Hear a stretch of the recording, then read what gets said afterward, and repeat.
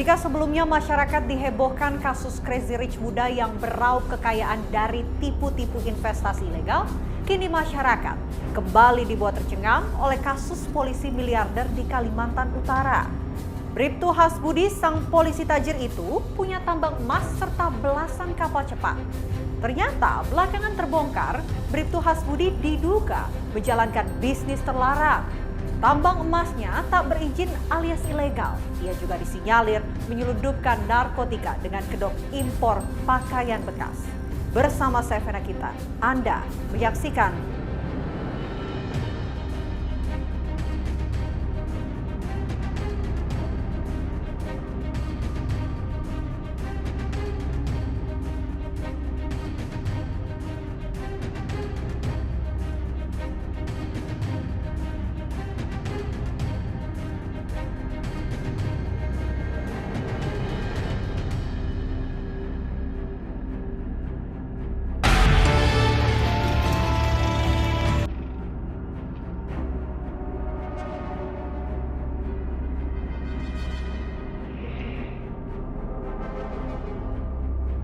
kasus polisi miliarder berpangkat Bribtu Hasbudi menjadi sorotan. Usia yang masih muda, Bribtu Hasbudi terkenal moncer, namun hasil kekayaannya ia dapat dari bisnis yang ilegal. Ya, bisnis sampingan Hasbudi adalah mengelola tambang emas di Kalimantan Utara. Namun belakangan bisnisnya ramai diperbincangkan karena dinilai ilegal.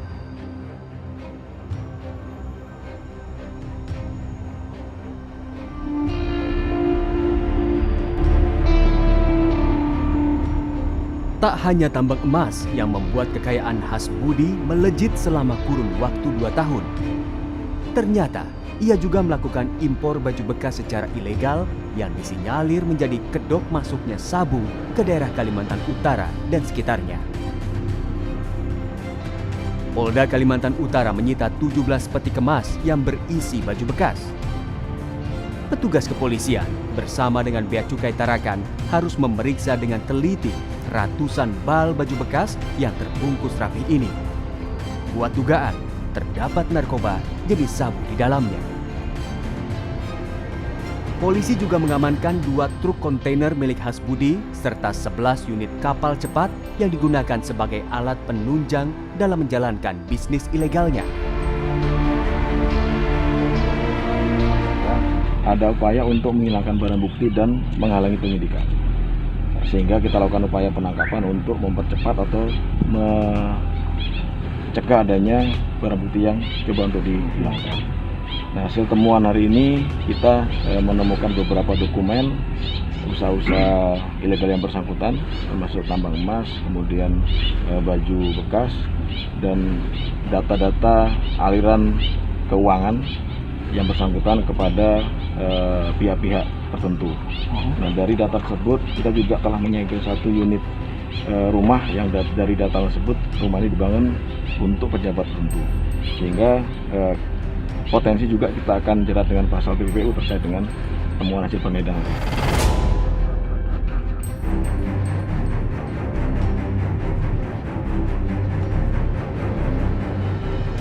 Menanggapi ramainya perbincangan kasus yang menimpa Hasbudi, kuasa hukumnya pun angkat suara, menghormati dan kooperatif terhadap proses hukum yang berlaku.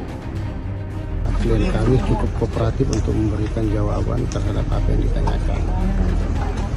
Tapi berarti Hasbudi mengakui bahwa terlibat. Hasbudi ini kondisi untuk posisi illegal mining itu dia ini berdasarkan BP ya, menjadi fasilitator aja untuk ketemu Mulia Adi dengan manajemen BTN. Berarti Itu tahun 2020, pertengahan tahun itu. Setelah itu secara teknis dijalankan oleh Pak Mulyadi. yang Jadi masalah menurut saya, kalau dikatakan bahwa dia tidak punya izin, BTN memberikan izin secara lisan.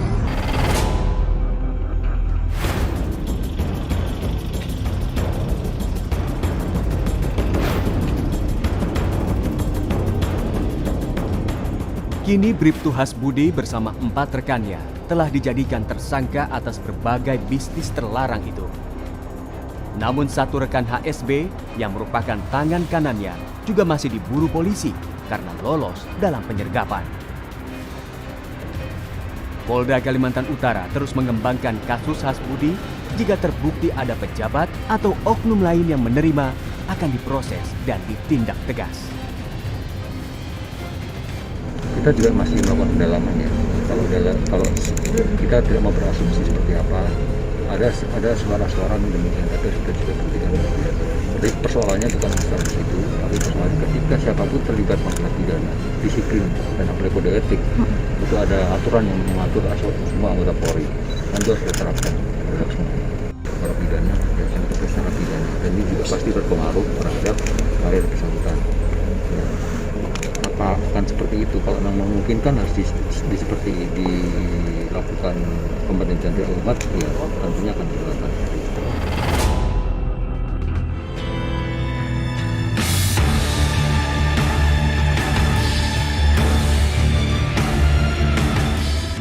Kalau lewat biasa penegur nggak orangnya Pak? tidak pernah kami tegur-tegur.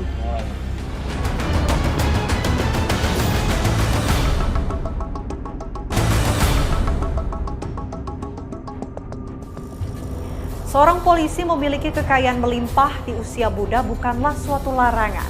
Namun jika kekayaan yang diperoleh bersumber dari suatu yang ilegal, tentunya akan membawa buntut panjang. Bisnis ilegal yang dijalankan Bribtu Hasbudi mengingatkan kita pada sepak terjang laborasi Torus pada tahun 2015 silam.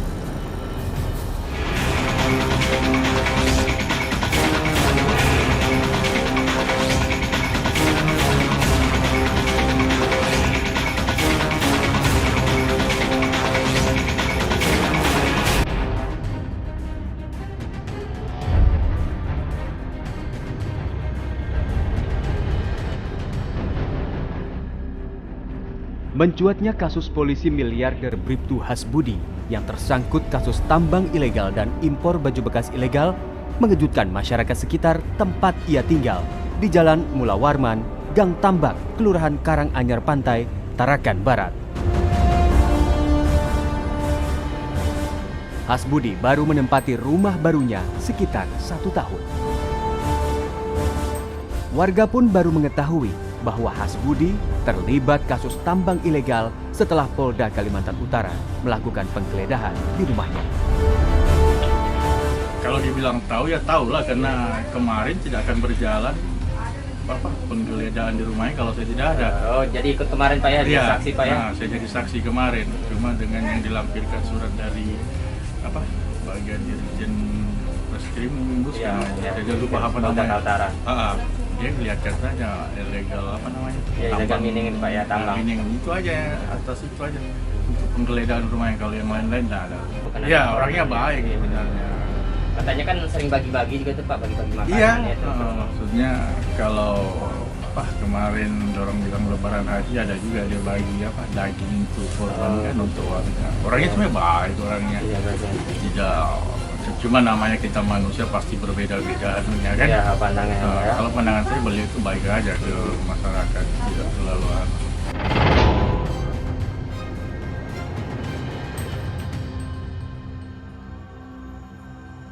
Sosok polisi tajir itu dikenal tertutup kepada warga dan jarang bertegur sapa. Kalau lewat biasa Penegur nggak orangnya Pak? tidak pernah kami tegur-tegur itu orangnya. Oh, berarti orangnya maksudnya nggak baku tegur gitu? Maksudnya? Dan dia malah orangnya kalau lewat. Oh gitu, berarti nggak pernah kayak negur-negur tetangga gitu ya Pak? Untuk dari Pak Hasbudinya juga kayak gitu Pak? Ya, karena aku jarang lihat Pak Budinya itu.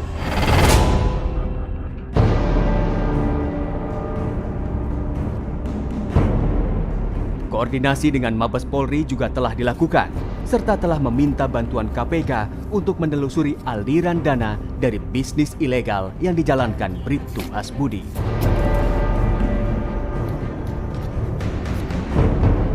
Terkait dengan dugaan aliran dana maupun uang yang mengalir ke pejabat tertentu. Yang saya sampaikan adalah dugaan, karena ketika disebut seseorang itu jenderal tadi, mungkin yang beredar di kalangan teman-teman, kita harus melakukan klarifikasi dan verifikasi. Tidak bisa penyidik itu melakukan penyidikan berdasarkan asumsi, tetapi harus dengan fakta real melalui proses pemeriksaan.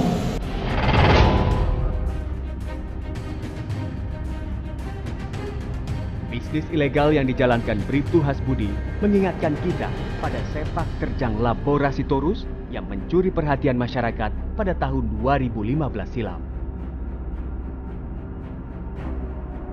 Kala itu, Labora yang berpangkat Inspektur Polisi 1 juga memiliki harta melimpah. Dana yang tersimpan di rekening Labora mencapai lebih dari 1 triliun rupiah. Labora Sitorus menjalankan bisnis ilegal berupa pengolahan kayu hasil pembalakan hutan serta penimbunan bahan bakar minyak. Bahkan begitu besar pengaruh Labora kala itu, membuat sejumlah masyarakat di daerah Sorong, Papua Barat rela membela Labora agar tak ditangkap. Publik pun dibuat geram karena eksekusi penangkapan Labora Sitorus mengerahkan ratusan pasukan dari kepolisian dan TNI untuk pengamanan. Padahal, Labora telah divonis bersalah oleh Mahkamah Agung atas kasus pembalakan hutan, penimbunan BBM, serta tindak pidana pencucian uang.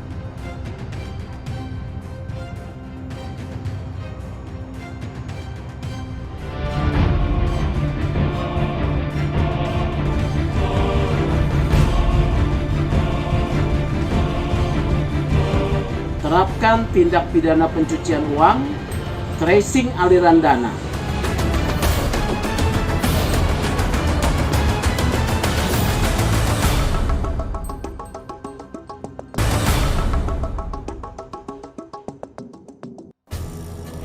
Bribtu Hasbudi diduga menjadikan tambang emas ilegal sebagai sumber mendulang kekayaan. Ia menjadi polisi miliarder Crazy Rich Kalimantan. Namun kini sepak terjangnya telah terbongkar. Bintara tingkat 2 itu resmi ditetapkan sebagai tersangka kasus tambang ilegal. Terkuaknya dugaan tambang ilegal dan bisnis hitam lainnya Bribtu Hasbudi tentu diharapkan tak berhenti pada penetapannya sebagai tersangka. Namun juga bisa menjadi pembuka menyapu bersih bisnis tambang ilegal yang nyatanya marak di tanah air.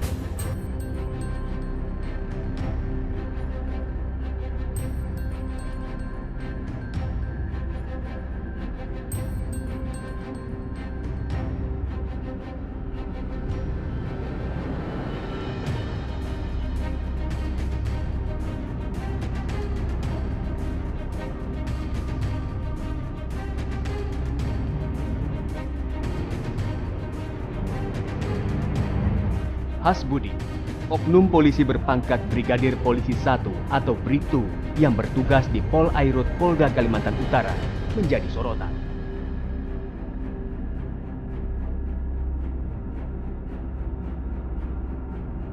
Namun bukan karena prestasinya sebagai seorang aparat penegak hukum, melainkan lantaran sederet bisnis ilegalnya yang mulai terbongkar satu persatu. Bribtu Hasbudi diduga tak hanya melakoni bisnis tambang emas ilegal, tapi disinyalir juga ada pakaian bekas ilegal serta peredaran narkoba jenis sabu.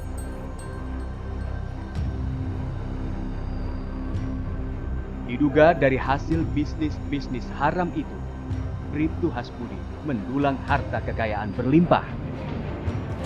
Dengan ketajirannya, ia bahkan dijuluki sang miliarder atau Crazy Rich Kalimantan. Terbongkarnya sepak terjang polisi tajir dengan bisnis haramnya itu menambah daftar oknum polisi yang mencoreng nama lembaga kepolisian. Bribtu Hasbudi kini sudah resmi ditetapkan sebagai tersangka terkait kasus tambang emas ilegal. Lantas, apakah proses hukum atau kasus yang menjerat Bintara tingkat 2 tersebut sudah cukup? Indonesia Police Watch mendesak Polda Kaltara, Irjen Pol Daniel untuk serius membongkar kasus illegal mining dari Bribtu HSB. Desakan serius ini didasari karena ada perkara serupa yang terjadi di Papua terkait dengan Ibtu Labora Sitorus yang memiliki rekening gendut 1,5 triliun, ternyata hanya sampai pada penindakan Ibtu Labora Sitorus yang saat ini dijebloskan di LP Cipinang.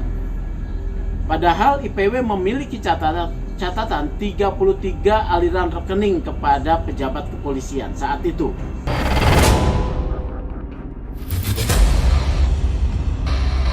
Lebih lanjut lagi, penegak hukum juga diharapkan bisa melacak aliran dana yang mungkin saja ada kaitannya dengan bisnis terlarang Bribtu Hasbudi. Akan lebih baik lagi apabila Komisi 3 juga membongkar lebih dalam praktek penambangan ilegal oleh pejabat-pejabat atau oknum-oknum polisi yang lebih tinggi pangkatnya, terapkan tindak pidana pencucian uang, tracing aliran dana.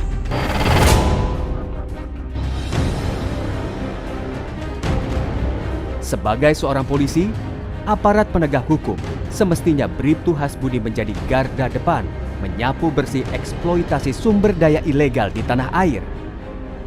Namun, ia justru menjadi salah satu pelaku penambangan emas tak berizin itu.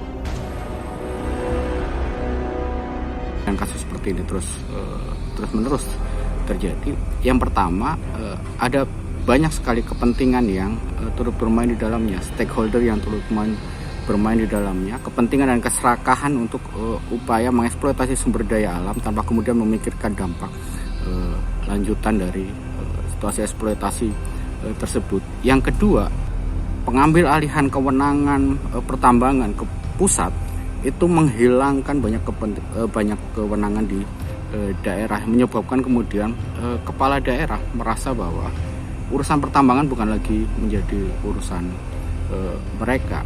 Bahkan termasuk pengawasan terhadap pertambangan ilegal seolah-olah tidak lagi menjadi kewenangan dari pemerintah daerah, membuat mereka kemudian menjadi lepas tangan.